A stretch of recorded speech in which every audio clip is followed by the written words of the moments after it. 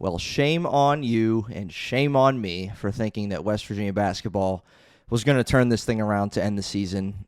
Pathetic performance yet again in Stillwater against Oklahoma State.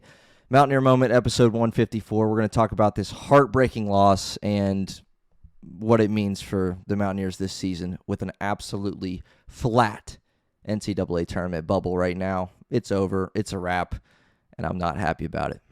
This is the Mountaineer Moment, your source for all things West Virginia football and basketball. From pregame to postgame coverage and breaking news, we've got you covered. Let's go. Welcome in, everybody, to episode 154 of Mountaineer Moment, your source for all things West Virginia football and basketball. As you know, all throughout the basketball season, we give you a preview and a recap of every single Mountaineer basketball game. Mountaineers just went final in Stillwater, overtime loss to Oklahoma State. Not surprising. This team simply isn't good. Let's just start there, right? I don't know what lie you've been believing or what lie I've been feeding you, and I apologize if I've been lying because this team flat out sucks. 84 points. You play a completely different style of game that you're used to. You let Oklahoma State dictate that. It was 46-33 at halftime because they were running and gunning, and you were trying to keep up, and you couldn't. Although I've been one to say that they look better when they run this West Virginia offense. I mean, at least you scored some points, but you only scored some points because the other team got to the hoop so often and, made shots and made a lot of crazy shots. And then you got the ball back and tried to keep up. And it was just, up and down, an entertaining game in that regard, but not a very uncharacteristic game for West Virginia. But not uncharacteristic in the fact that they lost because this team, like I said, isn't good. And shame on you and shame on me for continuing to have some sort of glimmer of hope in this team in regard to March Madness, in regard to winning a couple games, in regard to getting 20 wins, in regard to getting 19 wins. This team flat out isn't good. They're not good. They can't score the basketball, except for tonight, and yet they still lose, right? You give up 63, 64 points a game on the season, and then you come out and score 84 in overtime, and you think, oh, that's pretty good if I gave you that number. Well, they gave up 91. So this defense really isn't that freaking good either, and yeah, it's just sad. You made more shots tonight. Great job. Congratulations. But you played against one of the worst defenses, the worst defense in the Big 12, and what do you have to show for it? An overtime loss. Hey, good job. You almost came back from down 14 again on the road. Hey, well done. Who cares at this point because the season is over. You are 16-12. You are 7-8 in conference. You've lost 3 straight against teams that you could win. Some games you should win. Utah came into our place, right? I don't know why I'm going off the rails, but Utah came to Hope Coliseum last Wednesday, your first time officially on the tournament bubble. Maybe you have a chance to get in. Maybe you can make some noise and just keep winning games, stacking wins in the Big 12, coming off of that high against the UCF team, and then Utah comes into your place and starts up 15 points, 18-3 or something it was, and then you couldn't overcome that deficit to come back and win. So they had 9 wins at that point in the season, and you lost to Utah on your home floor. Then you have a humongous trip to TCU. Somehow, some way, people are still considering you after the loss to Utah. I don't know why, but you go to TCU and you lose that game because you forget how to play offense down the stretch. Couldn't score. Not surprising. Then you come to Oklahoma State. All right, well, maybe you can split one of these two. And then you got BYU on Saturday, and you start playing these games in your head. And I am sick of playing these games in my head, and I know you are too. Oh, if we can just get to 20 wins. Oh, if we can win 4 straight to end the season. Did you really think that this team was capable of winning 4 straight games to end the season? Are you nuts? Are you nuts? You think they were going to beat Oklahoma State on the road? You think they were going to come and beat BYU at home? They're probably not. You thought they were going to beat Kansas State on the road. I know they don't have a head coach, but Mountaineers can't score the basketball sometimes. K-State will probably beat us. And then you thought they were going to come back home against UCF, a team that you were fortunate to beat because of a second-half comeback and partially because they think that's a collapse to the Knights, and so they're going to come to Morgantown with an edge, and they're probably going to beat you too. Right? You might not win a game the rest of the regular season. 16 wins might be the total for this team. And it is just flat out disgusting performance after disgusting performance over the course of these last 3 games. I mean, this is repulsive. You continue to get down, and Oklahoma State, mind you, had lost 5 games in a row coming into this one. 5 in a row. You thought Mountaineer fans, I said this pregame, you thought we felt bad losing 2 straight. They lost 5 straight. And who did they break that streak against? You betcha, the Mountaineers, just like Utah did, right? Because this team is not very good, period. Now, about the game, West Virginia trailed by 13, got as high as 14, and then they started coming back. They took a lead. They took another lead. They took another lead. It was an exchange of back and forth just down the stretch. Very entertaining in that regard. Chance Moore was huge. Honor Huff had his moments, absolutely. Trayson Eaglestaff had his moments, absolutely. We will talk about those guys. But with 15 seconds left or whatever, Chance Moore drives it at the hoop. Chance Moore, who can't make a freaking free throw to save his life, airballed one tonight, by the way. Chance Moore drives at the hoop, puts it off the glass over the big defender. I mean, really, really nice shot to tie the game. Then you get a stop. You manage the end of game situation there late with a couple fouls to give. Then they get it with 3 seconds. They throw up a heave from deep, almost bricks into the he hit off the glass hard, but almost went in, and then it didn't. You go to overtime. Okay, we made it to overtime, and then you just completely shut down. I mean, it was probably 3.5 minutes before you had a field goal, and you were down 7, right? You let Oklahoma State start overtime with a 7-0 run. If you allow a team to go on a 7-0 start to overtime, there's a really, really, really good chance you're going to lose. I don't know what the statistic is, but I would imagine it's like 98% of times, 99% of times when you go on a 7-0 run to start overtime, 7-0 or more, you're going to win that game. And Oklahoma State won the game, 91-84. West Virginia, I mean, they started out the gate shooting so many threes. I don't. Maybe really, really late did they attempt a 3 in overtime, but they didn't attempt a 3 over that stretch, right? Honor Huff didn't get a look. Half the time I noticed, down the in overtime, Honor Huff was the guy that was throwing it inbounds after Oklahoma State made basket. That's real smart. Let him be the one to inbound it with 20 seconds when you need to run up the floor. And Jasper just casually dribbles up the floor like we got time, and we don't have time. And then someone throws up a prayer, someone turns the ball over, and then one thing leads to another, and you lose the game.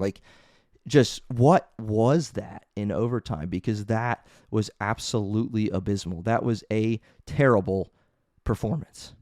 Terrible.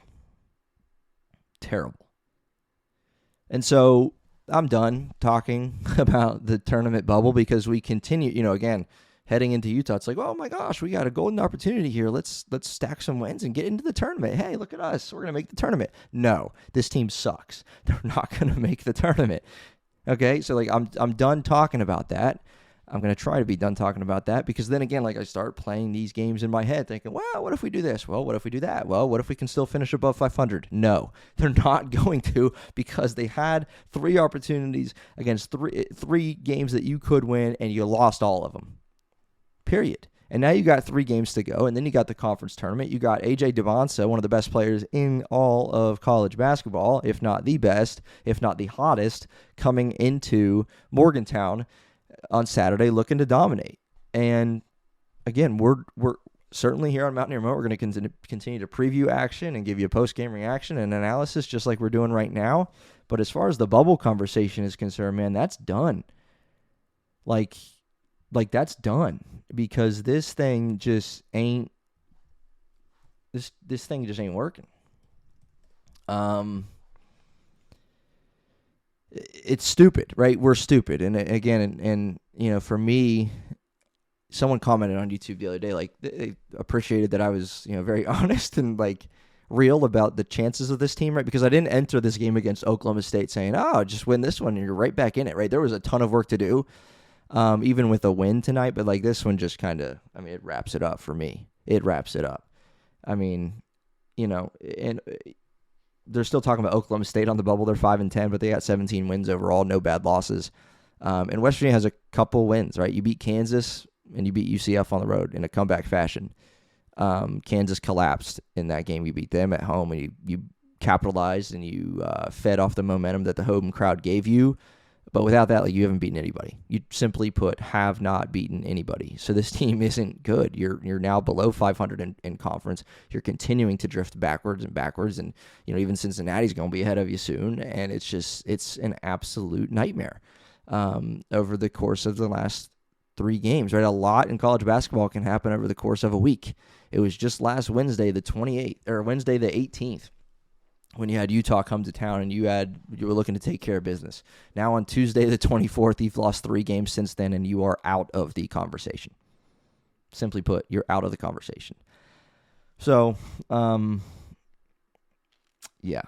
I will say this, just box score-wise. I mean, Honor Huff and Trayson Eaglestaff really, both of them shot 50% from 3, right? Not that we expected them to shoot 50% from 3 all season long, but this was like kind of a typical game that you were thinking you were going to get here and there from those guys scoring when you entered the season. I don't know if there's been a better, output from the 2 of them combined in a game all year. 20 points for Huff, 6 of 12 from 3, 18 points for Eaglestaff, and he was 4 of 8, 7 of 13 from the floor. So that's really good, scoring-wise. Belo had 12.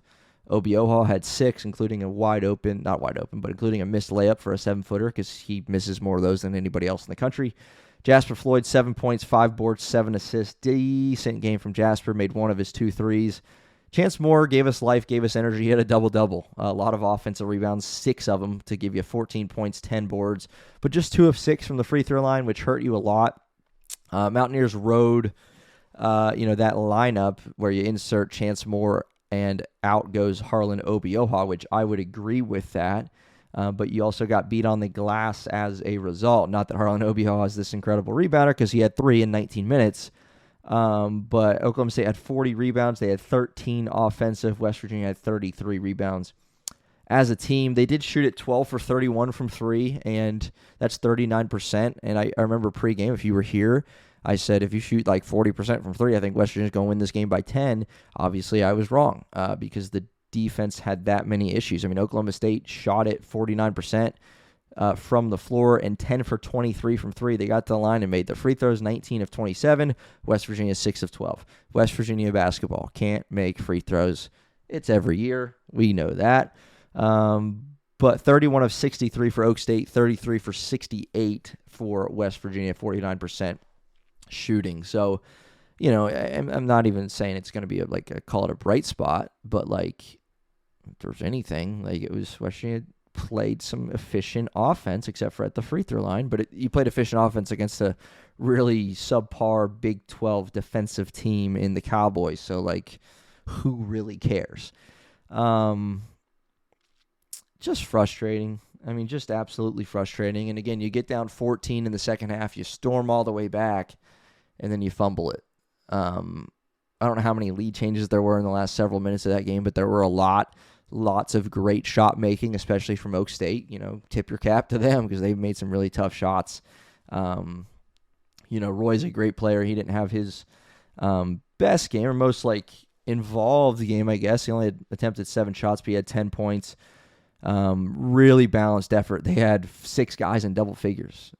Fowler, the big man, had 18 points, 8 rebounds. Kanye Clary had 17 points, 3 threes. Christian Coleman, 10 points. Roy, 10 points. Vukovic, who started early, had 8 early. He went 4 of 6 with 12 points off the bench. And then Jalen Curry, 3 of 3 from downtown, 5 of 6 from the floor, and 15 points for them in the 91-84 win for the Cowboys. And the announcers just through and through all throughout this game just kept talking about the NCAA tournament. And I get it. It's late March. That's what everybody's talking about. But Oak State's got an uphill battle too. But again, for West Virginia, man, I feel like all we've done over the last couple weeks and then some, just talking about the bubble, talking about what they need to do, talking about this, talking about that. And if we came into the last 3 games saying they need to win that game, they have failed the mission all 3 times. So I'm done talking about it, right? You got BYU on Saturday, and that, I'm not even going to call it a resume building potential win because I don't expect to win because of the way this team is playing right now and how disappointing they are. They've lost 3 in a row. Is that right? 3 in a row at home? I think that's correct. And 3 in a row overall, and now you got a ranked opponent coming to Morgantown. So, that ship has certainly sailed. And, again, not that we're not going to continue to preview and break down action, but man, oh man, I'm done talking about the tournament. Yeah. I'm done talking about hypotheticals, right? We're going to take this thing game by game here on Mountaineer Moment to the best of my ability. I'm going to be done talking about hypotheticals. And yeah, this is sad. And, I'm actually thinking about I was thinking about it earlier today, just as you probably have too, if you follow West Virginia football and basketball, man, these are two programs that haven't been relevant in a while. In a long while. West Virginia basketball, they made the tournament that one year against, Maryland when he lost that in a close game. Hugs last year. But last time we were somewhat scary, a real, hey, that's a top 15 team kind of thing, was in 2021 with Deuce McBride and that crew. It's 2026 now, folks. That's a long time ago. That's the last time we were relevant in basketball. Football, my goodness. When Will Greer was here, Dana Holgerson's last year, 2018, because we had one, what was it, 9-win season with Neil Brown and Garrett Green, and then a bad season after that, and a bad season here in 2025 for football, man. We haven't been relevant in either sport in a significant amount of time. So I was thinking about making a video on that, and I might. You can leave a comment if you want that between now and Saturday's game against BYU. But you can be on the lookout for that potentially coming. We'll see. But at the very least, we'll give you a BYU preview here on Mountaineer Moment. Again, Mountaineers fall in overtime, embarrassing fashion. Just terrible basketball in overtime for the Mountaineers offensively, defensively. It was ugly as you fall to Oak State on the road, 91-84. Fall to 16-12, 7-8 in conference, and that bubble is flat, my friends. This thing is a wrap. So we'll see you next time on Mountaineer Moment. Let's go Mountaineers.